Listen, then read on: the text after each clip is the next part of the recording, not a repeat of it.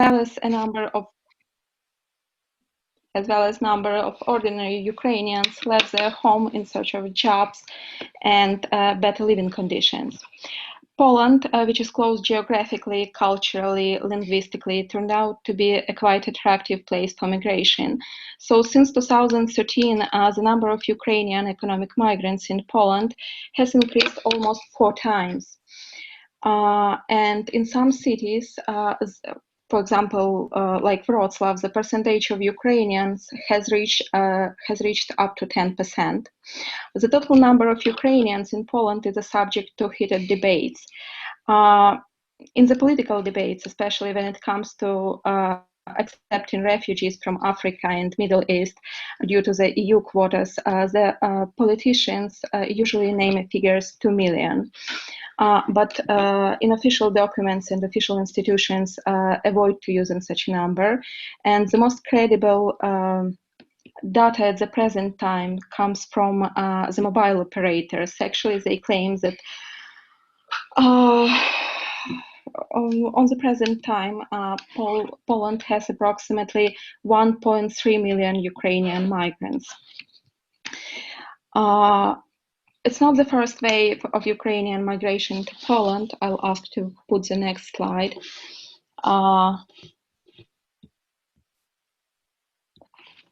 Could you please?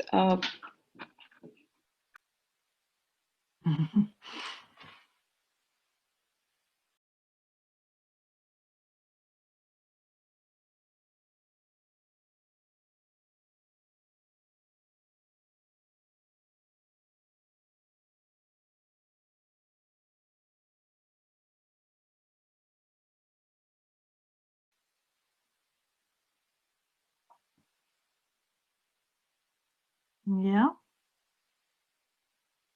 We're not hearing anything, I think.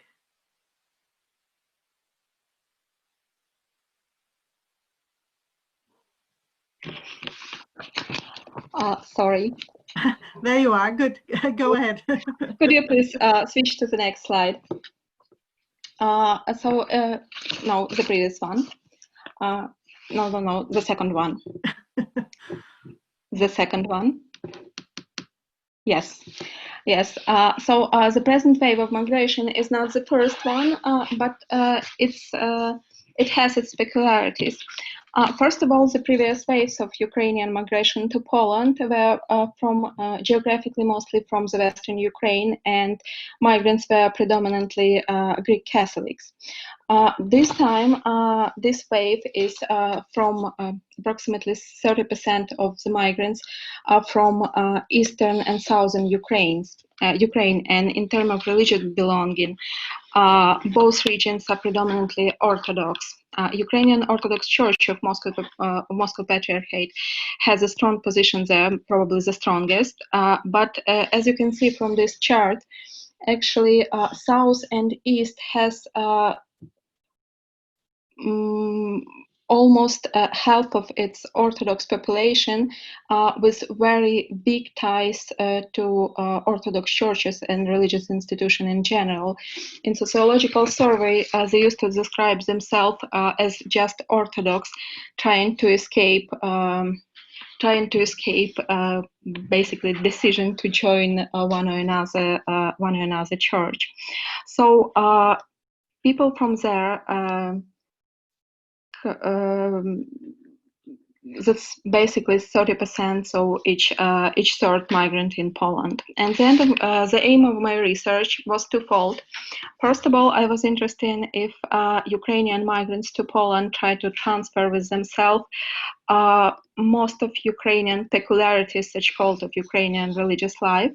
And the second one, how Ukrainians try to adapt to local religious life, and how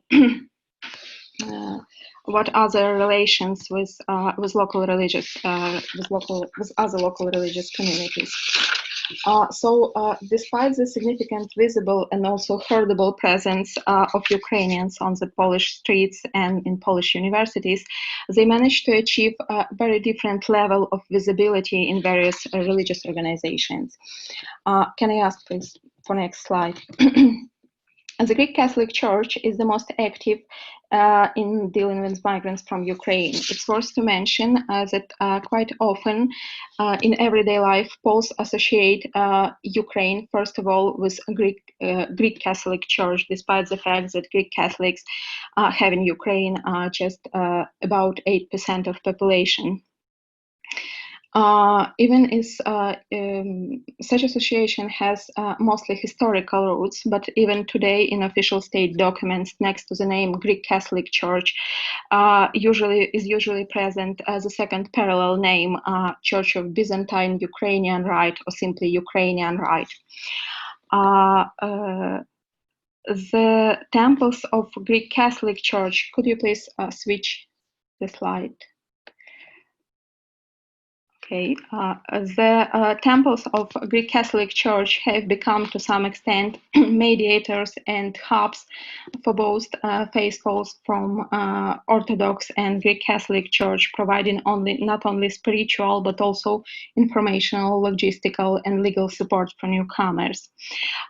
In the in the fourth slide here, you can see the pictures which were taken in one of the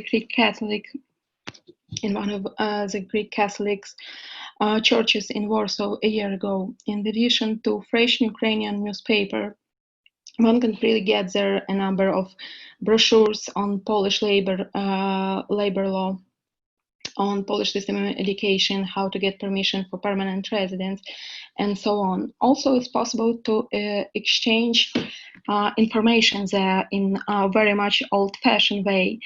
People leaving their notes about jobs and services and can provide housing search ads and so on. During my stay in Poland, I visited 4 Greek Catholics and 8 Orthodox communities in Warsaw, Wrocław, and Białystok, and just 1 in Orthodox community in Warsaw. I have seen something barely close to that Greek Catholic community just once.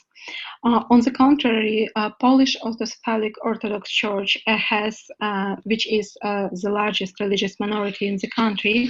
At the end of 2019, it had 249 parishes in Poland and Brazil, unified more than 500,000 people.